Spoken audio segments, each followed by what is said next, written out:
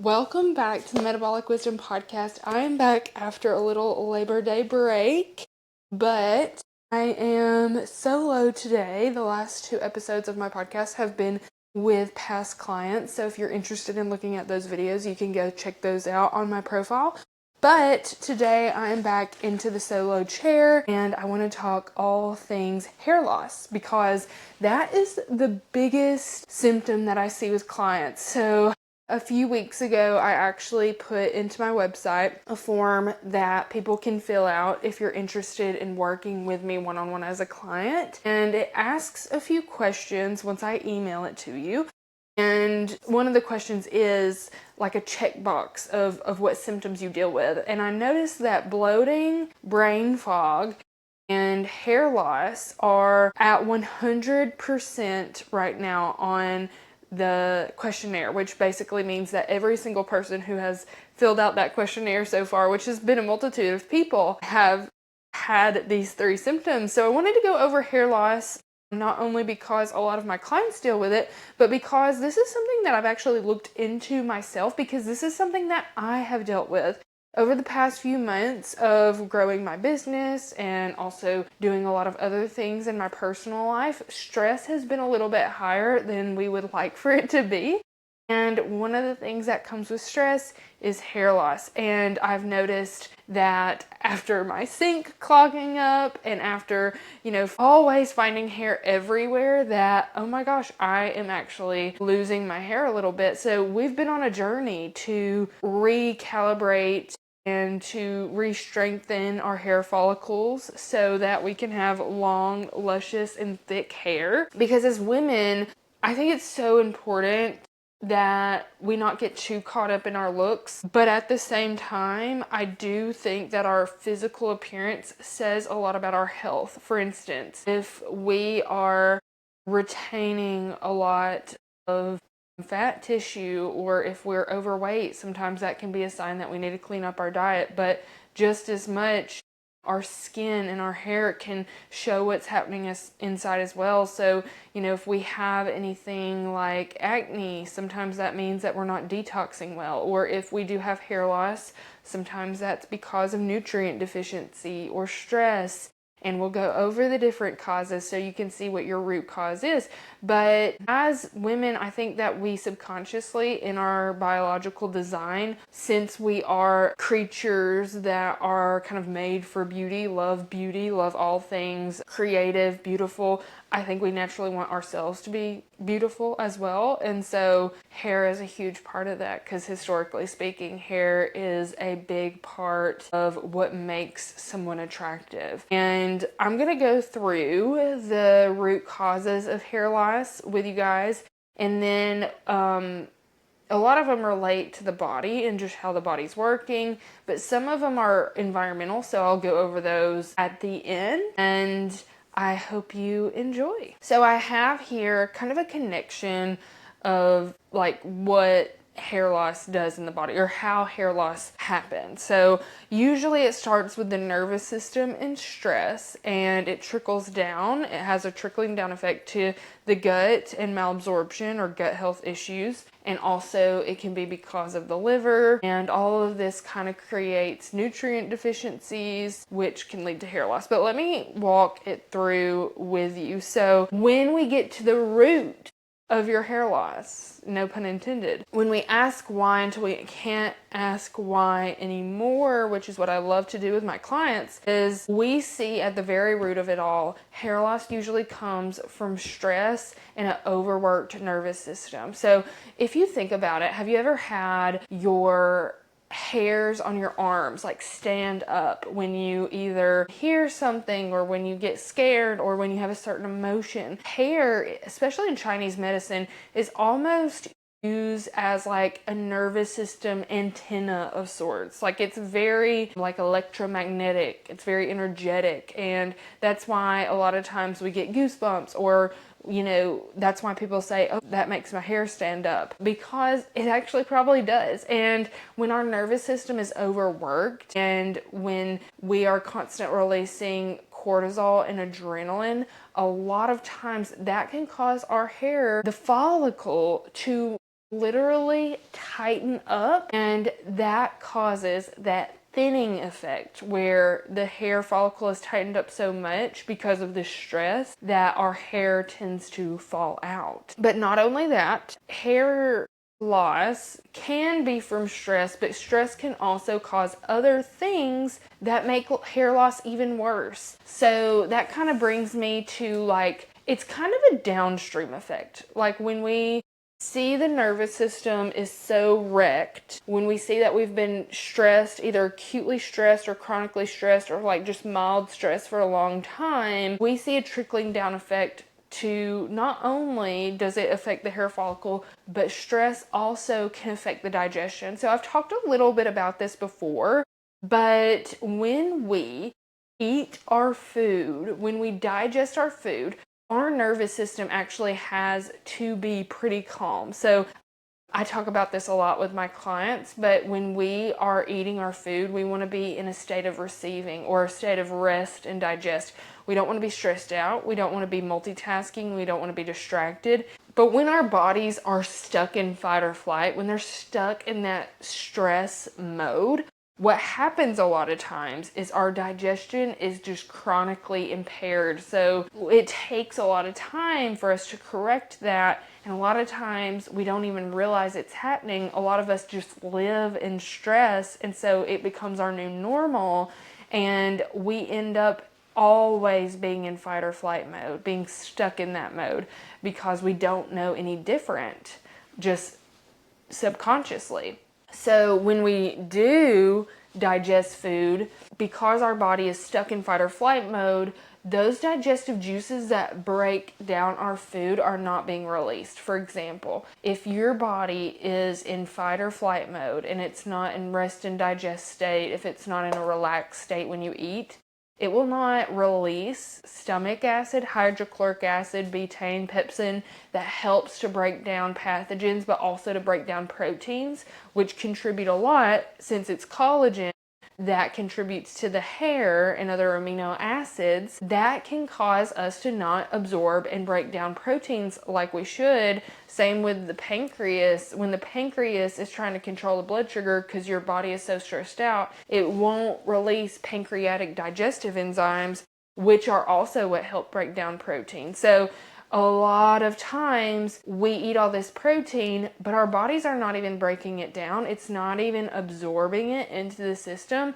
and letting it get to the hair. And that's really what strengthens the hair. So not only is our stress causing that hair stem, that follicle of our hair to be weakened, but also we're not replenishing our nutrients in our hair as well as far as protein is concerned in this scenario. But it's not only pancreatic digestive enzymes and stomach acid that is affected. A lot of times when we are in a fight or flight mode and our digestive juices are not releasing, one digestive juice that is often not releasing is things like liver bile, so bile from the liver. And this causes a lot of issues in and of itself. So when our bodies get all the toxins that we hold in our bodies, whether that's from food or our environment, it all goes to the liver.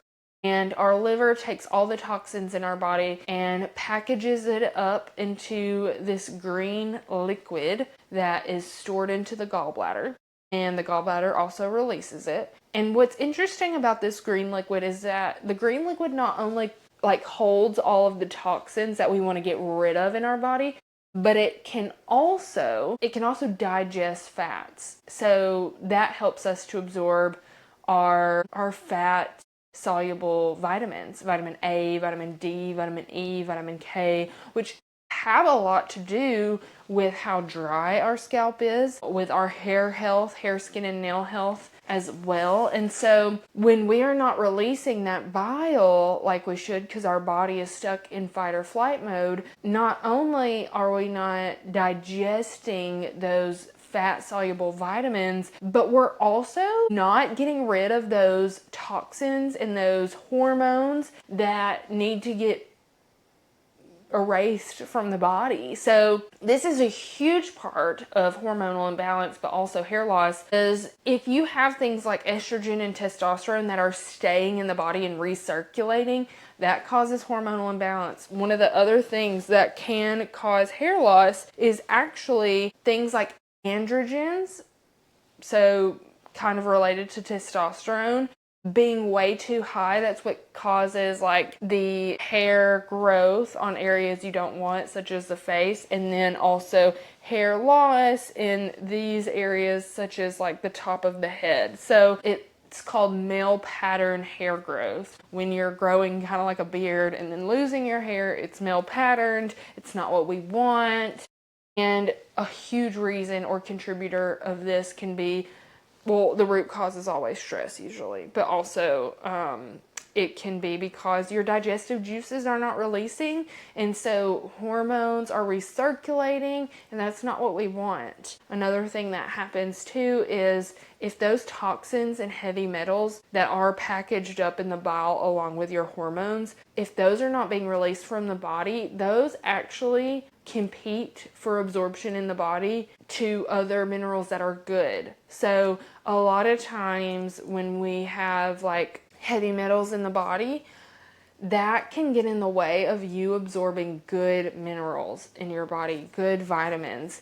And people don't realize this. People don't realize that there are nutrients that actually compete for absorption in the body, but it happens, and it's true. There's some nutrients that help each other be absorbed in the body, and that's something that I focus on with clients as well. But whenever we do a hair test that I do in my Fully Feminine program, we're always able to see, okay, what nutrients look really high in your body that could be, contributing to hair loss, inflammation, or hormonal imbalance, and what can we fill the body with to kind of fill those gaps, those nutrient gaps. Because the biggest issues with hair loss from my personal research is always stress and our body being in fight or flight mode, always, but also things like nutrient deficiencies in zinc, biotin, B12, vitamin D, selenium, calcium, chromium,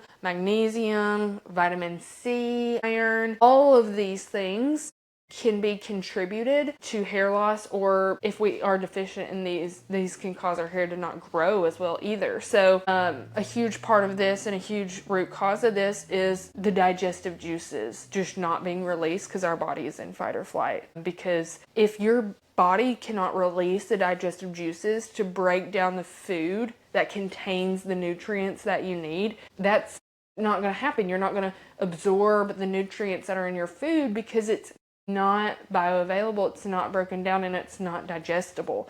So it always comes down to the nervous system and digestion first and foremost, but then also nutrient deficiencies can be a huge part of this as well. That's why you see some people try things like a supplement and it worked for them, but then they recommend it to like a friend or a family member, and that family member tries it and it doesn't work for them because their root cause could be more because of the stress that they have and the dysregulation that they're not utilizing those nutrients. It's another root cause, if that makes sense. But yeah, so those are the biggest parts of hair loss. Reasons for hair loss, reasons that hair loss and hair thinning can be an issue, or lack of hair growth. Those are usually the reasons. Now, there are other parts that are more, how do you say, environmental. But I will say that other than like bacteria in your shower,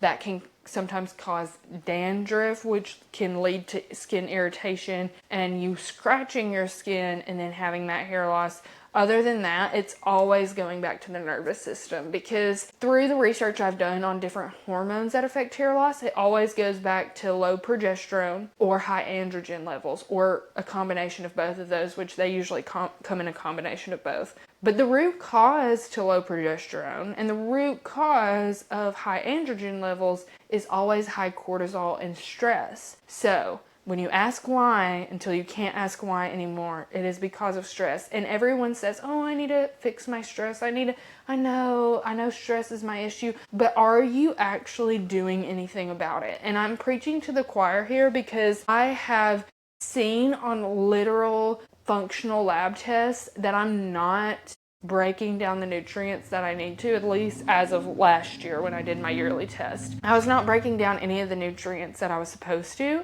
and I knew it was from stress, but I've only incorporated a few things into my routine to actually help with the stress. So my hair, is not thinning as bad, but it's still coming out. So are we actually doing anything about it? And this was a huge wake-up call for me, kind of reconfiguring this and going over all the research I've already done. Was, yes, it always goes back to stress. And when I say stress, I mean like you constantly being distracted at meals, you constantly consuming information, constantly being in a state of stress, whether that is self-induced or lifestyle. Usually it's self-induced though. And then for me, a huge thing that's helped with my hair loss and my stress has been cutting out caffeine in the last year, and also just stopping consuming short-term information. So short form content like scrolling Instagram, I never do that anymore. I have a lot of trouble getting off TikTok, but getting off TikTok whenever I can, like really working on that. I don't really have a problem with Facebook because I'm not super interested in what's on there, but stopping with the dopamine draining short form content and really just focusing on what are my tasks to do today, blocking myself out of my phone. Those have been the biggest things, and also like spending a lot of time outside whenever possible. But yeah, so those are always the biggest contributors to hair loss. And I get a lot of questions about that because I get so many clients who want to fix their hair loss first and foremost. And my biggest thing is always to do a lot of nervous system work first. Do as much nervous system work as you possibly can, and then see how everything is going.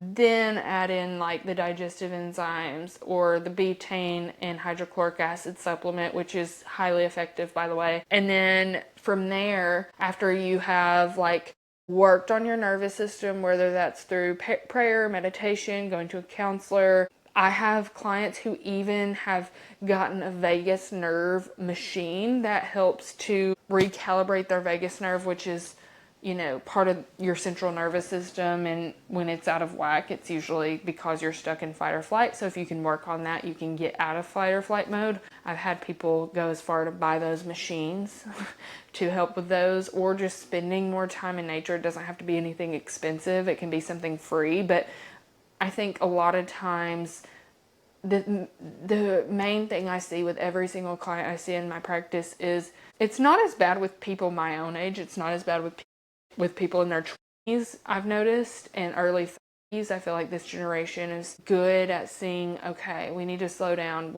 But I see a lot with like my late 30s, 40s, 50s, and on clients. Until you get to the elderly, they're kind of different as well. But definitely in the 40s and 50s and 60s, early 60s, I see tons of clients who are extremely dysregulated nervous system wise, like so dysregulated nervous system wise. I don't know if I've met a client yet who has what I would consider a calm nervous system at this point, and who's to say what the root cause is, since it's so prevalent among that age group. My biggest thing would be to work on your inner child, work on yourself. That's what I see. The clients who get results work on the nervous system, but then from there going and supporting your digestion while you're working on your nervous system, while you're letting those digestive juices regulate. I would definitely add in a supplement to help with digestion so that you can break down your food, like a good digestive enzyme. Lately, I've used a lot of betaine and hydrochloric acid supplements in my practice, and they've made a huge difference for clients and their bloating and the way they digest food. And I have all those linked on my Fullscript account, which I will try to give the link to sign up for my Fullscript store below so that you can get discounted supplements and see what I recommend based off of my favorites list where I have everything categorized. But aside from that, I think after I did a few months of nervous system work and digestive support,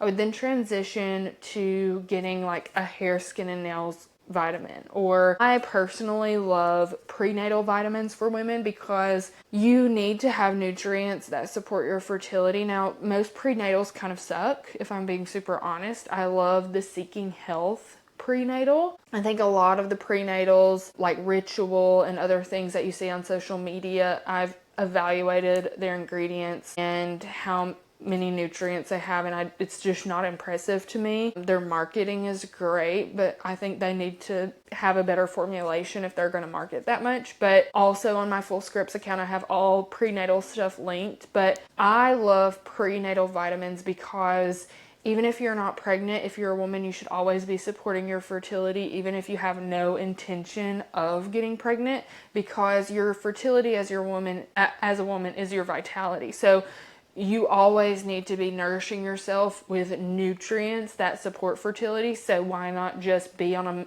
prenatal multivitamin instead of a regular multivitamin? And usually we see that those nutrient levels in prenatals are much higher, and they do support women in a way that multivitamins just don't. So I would definitely go with a prenatal vitamin, because usually you see a lot of women who are pregnant and they start to have glowing skin and hair. One of the reasons is because they're finally giving themselves the nutrients that they need from a prenatal. So that would be my next step as far as like filling the nutrient gaps in order to have growing hair. And these are all things that I am doing myself.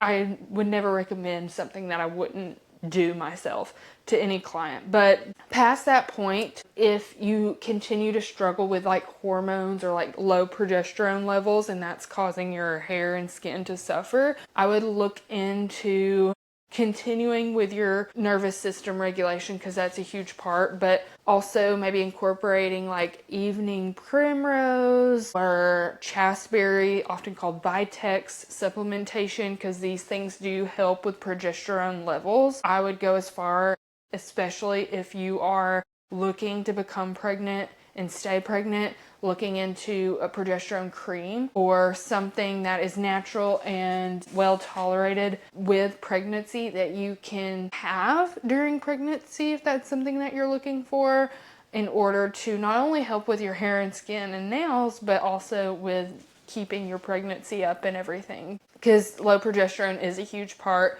of hair loss. The root cause, though, is always going to be nervous system regulation. But the last thing I wanted to talk about as far as hair loss goes is a very interesting story I have about bacteria in the hair. So I had a client come to me and she had her hair tested, but not with the hair test that I do. She had a hair test done where she sent in just a follicle. I'm not sure what company it was with. I'm not sure how accurate it was, but it measured the bacteria in her hair, which I thought was interesting. But I was looking up all the bacteria strands she had in her hair, and I noticed that one of the strands of bacteria that was in her hair causes dandruff, which I never knew. I have always dealt with dandruff, and one of the reasons that I feel like I have always been a shedder, so somebody who sheds their hair a lot, is because I've always had dandruff, which causes irritation. I'll scratch, hair comes out because you're kind of irritating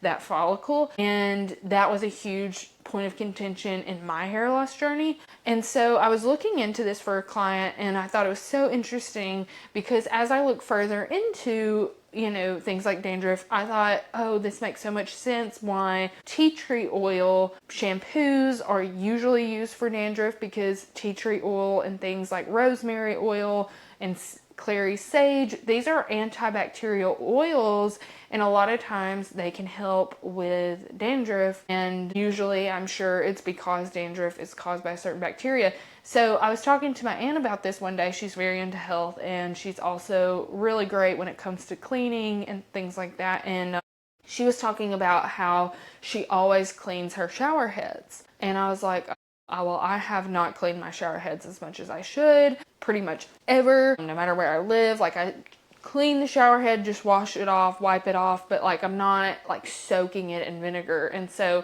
I was advised by her to soak my shower head in vinegar to help get rid of the bacteria. And I was telling her, I was like, that's interesting because bacteria can build up so bad in those shower heads. And bacteria is one of the things that causes dandruff. And so we were talking about it, and she's like, well, that makes a lot of sense because whenever I clean out my shower head with vinegar, my daughter's dandruff improves a lot. And so I tried it for myself, and it helped. But one of the biggest things that I did for myself was hair oiling. So I had seen so much on TikTok and Instagram about hair oiling, and oh, get this hair oil, get that hair oil, whatever. And I just made my own. I got some hair oil off of, or just some almond oil, some organic almond oil off of my Full Scripts. And it was plain, didn't have anything in it. And I have my own organic essential oils that I put into things. So I put tea tree oil, I put rosemary, clary sage oil, all of these antibacterial oils in this carrier oil, which was almond oil, which is super thin, which goes well with my fine hair. Because my hair, even though you can't really see it that well, is super fine texture, even though I have dark hair. And every time I wash my hair, which is only like twice a week, and sometimes if I don't go out much during the week, it's only once a week, which has helped a lot in and of itself to keep the follicle supple and not too dry. But one of the things that I've done is actually oiling my hair and massaging my hair. That helps with growth as well, with this hair oil that is super cheap to put together, nothing fancy, but it's all organic, clean ingredients. Like, there's no reason to buy like a $70 hair oil on the internet. That's just redonkulous to me. But massaging my scalp with this hair oil 20 to 30 minutes, maybe sometimes just 10 minutes before I get in the shower and wash my hair, has been an absolute game changer.